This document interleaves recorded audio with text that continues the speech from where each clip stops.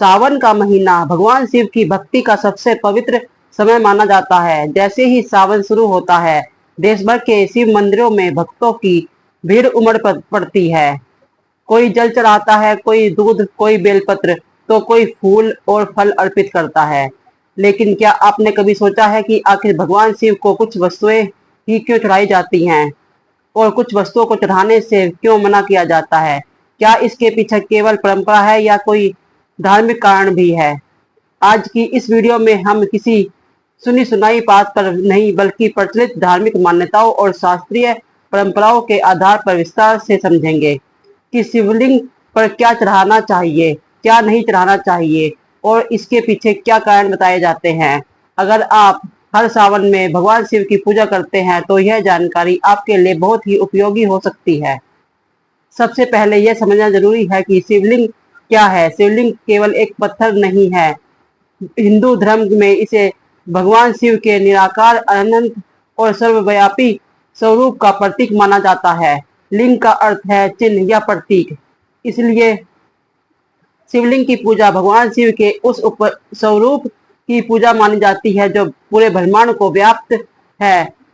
यही कारण है कि शिवलिंग पर अर्पित की जाने वाली प्रत्येक वस्तु का अपना धार्मिक और प्रतीकात्मक महत्व माना जाता है।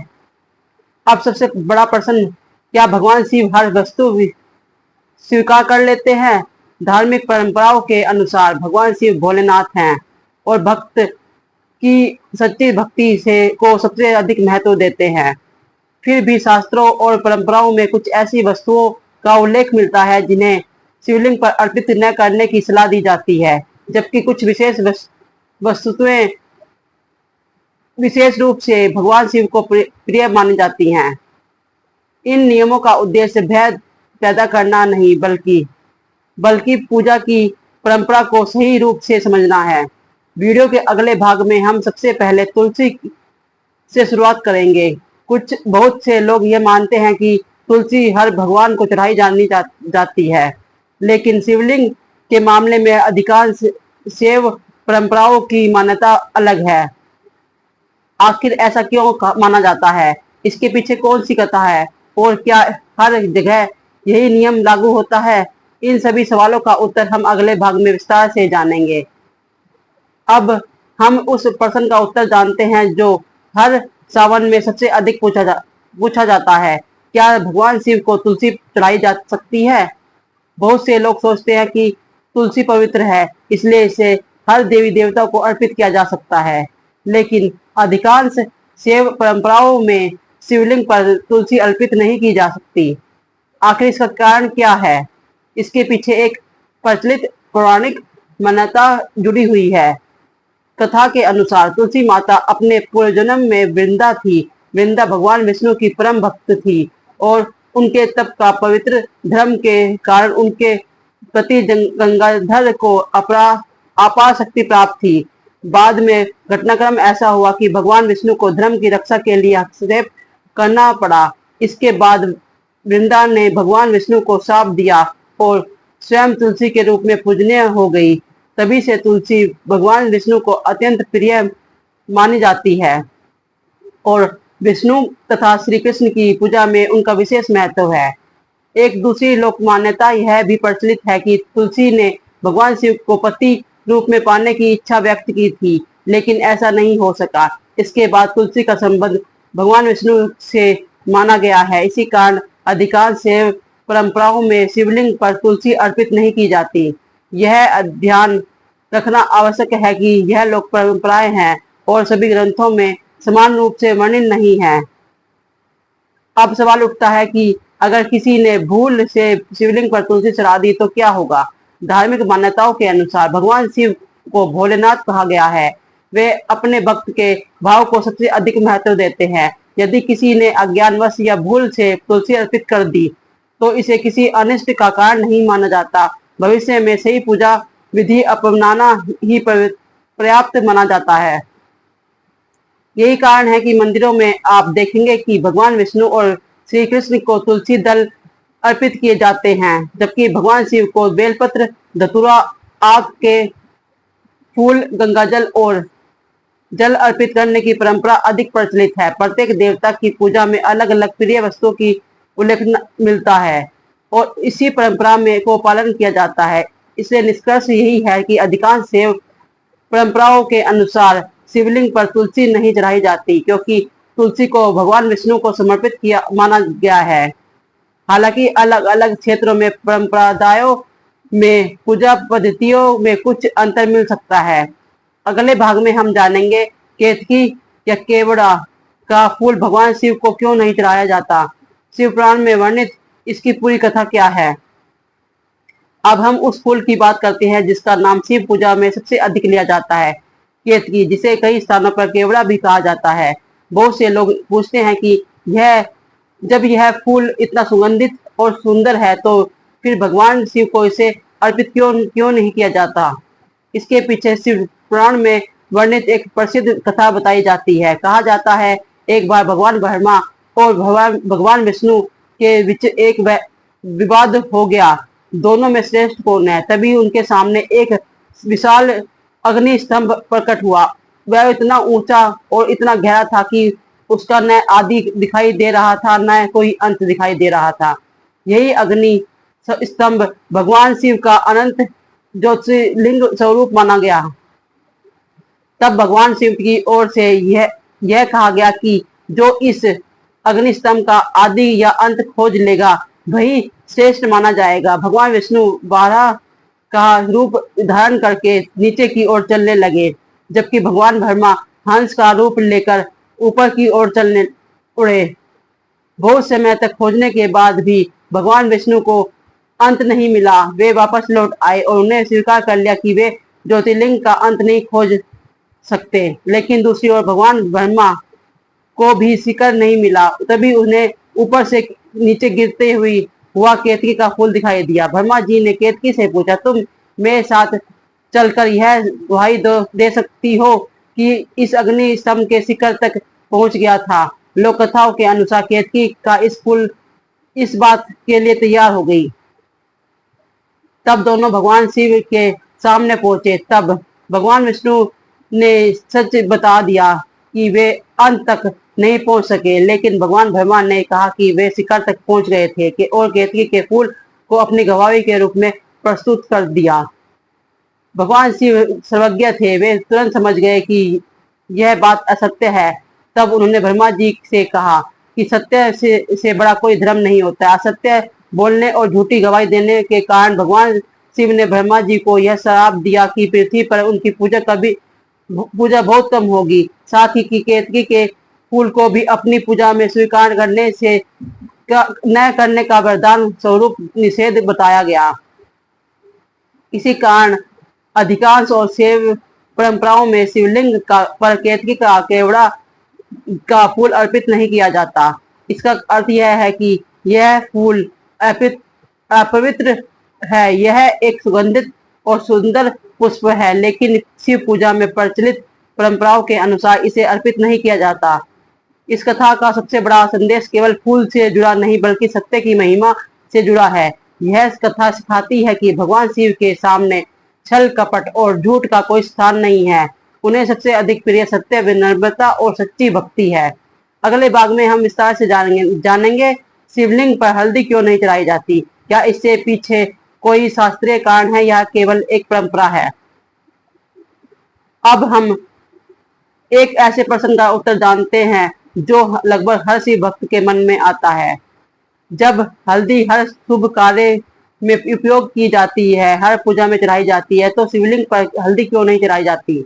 सबसे पहले यह समझना आवश्यक है कि हल्दी को कोई अपवित्र वस्तु नहीं है। इसके विपरीत हिंदू धर्म में हल्दी को अत्यंत शुभ, मंगलकारी और पवित्र माना गया है। विवाह, गृह प्रवेश, यज्ञ, व्रत, देवी पूजा और कई धार्मिक अनुष्ठानों में हल्दी का विशेष महत्व है। लेकिन भगवान शिव की पूजा में अधिकांश शैव परंपराओं में शिवलिंग पर हल्दी अर्पित करने की प्रथा नहीं है। अब प्रश्न उठता है, ऐसा क्यों। धार्मिक परंपराओं के अनुसार हल्दी का संबंध सौभाग्य, विवाह और गृहस्थ जीवन से माना जाता है। विशेष रूप से विवाहित महिलाओं के लिए हल्दी मंगल और अखंड सौभाग्य का प्रतीक मानी जाती है।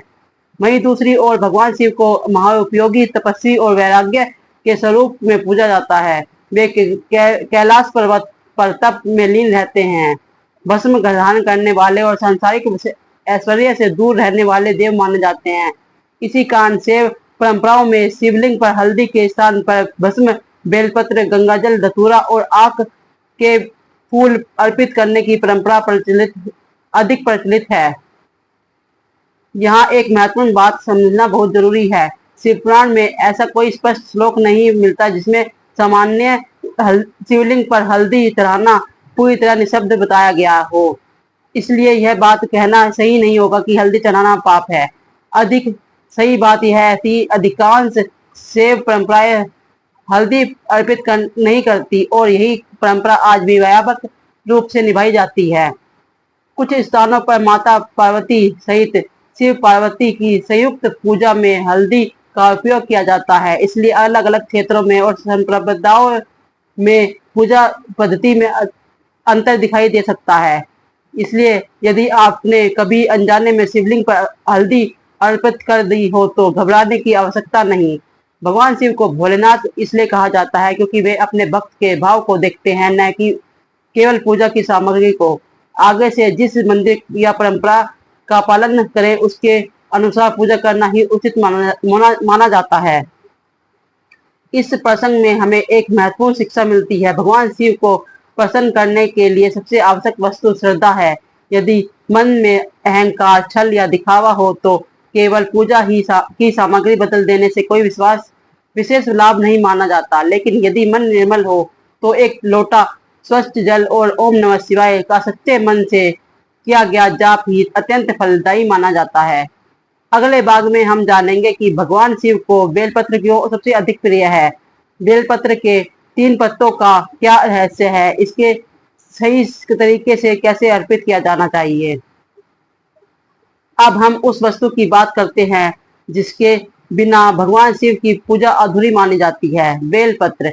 आपने देखा होगा कि सावन के महीने में लाखों श्रद्धालु जल के साथ बेलपत्र भी शिवलिंग पर अर्पित करते हैं। लेकिन क्या आपने कभी सोचा है कि भगवान शिव को बेलपत्र की सबसे अधिक प्रिय क्यों माना गया है? आखिर इस साधारण से दिखने वाले पत्ते में ऐसा क्या विशेष है? शास्त्रों और पुराणों में इसका बार बार उल्लेख मिलता है। शिव पुराण और अन्य धार्मिक परंपराओं में बेल वृक्ष को अत्यंत पवित्र माना गया है। एक प्रचलित मान्यता है कि बेल वृक्ष में माता पार्वती का निवास माना जाता है, इसलिए बेलपत्र अर्पित करना भगवान शिव और माता पार्वती दोनों के लिए प्रतीक श्रद्धा प्रकट करने का प्रतीक माना जाता है। अब बात करते हैं बेलपत्र के 3 पत्ते की। आपने देखा होगा कि सामान्यतः एक बेलपत्र पर 3 पत्तियां जुड़ी होती हैं। धार्मिक परंपराओं के में इन 3 पत्तियों के कई प्रतीकात्मक अर्थ बताए जाते हैं। कुछ विद्वान इन्हें भगवान शिव के 3 नेत्रों का प्रतीक मानते हैं, कुछ इन्हें ब्रह्मा, विष्णु और महेश का प्रतीक मानते हैं। वहीं कुछ परंपराएं इन्हें सत्य, रज और तम इन तीनों का प्रतीक मानते हैं। इन सभी व्याख्याओं का सार यही है कि बेलपत्र भगवान शिव की संपूर्ण शक्ति और सृष्टि के संतुलन का प्रतीक माना जाता है। अब सबसे महत्वपूर्ण प्रश्न, बेलपत्र कैसे चढ़ाना चाहिए? सबसे पहले बेलपत्र ताजा, स्वच्छ और बिना सड़ा हुआ होना चाहिए।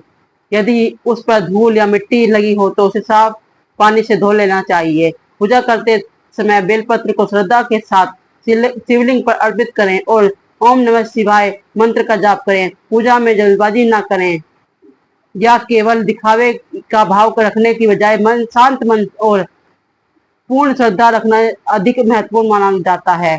बहुत से लोग पूछते हैं कि अगर बेलपत्र थोड़ा फटा हुआ हो तो क्या उसे चढ़ा दिया जाना चाहिए?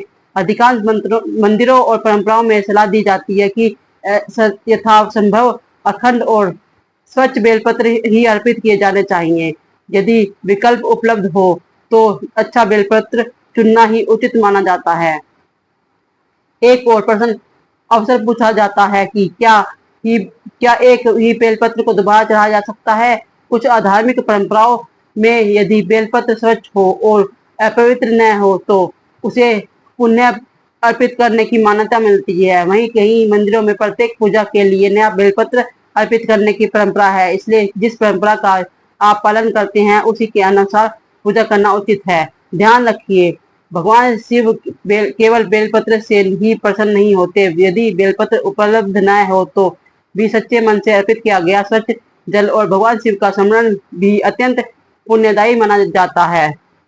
शास्त्रों में बार बार बताया गया है कि भगवान शिव को सबसे अधिक प्रिय भक्त का निष्पष्ट भाव है, न कि केवल पूजा की सामग्री।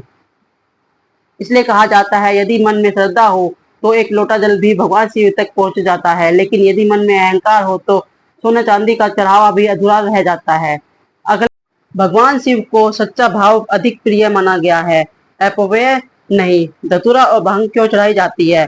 धार्मिक परंपराओं में धतूरा और भांग भगवान शिव को प्रिय बताए गए हैं। एक मान्यता यह है कि जब समुद्र मंथन के विष के प्रभाव को शांत करने के प्रतीक के रूप में उनका संबंध भगवान शिव को से जोड़ा गया, इसलिए सावन और महाशिवरात्रि के अवसर पर उनके भक्त धतूरा और भांग अर्पित करते हैं। ध्यान रखिए, यह पूजा की परंपरा है, इसे की सेवन करने की सलाह नहीं दी जाती।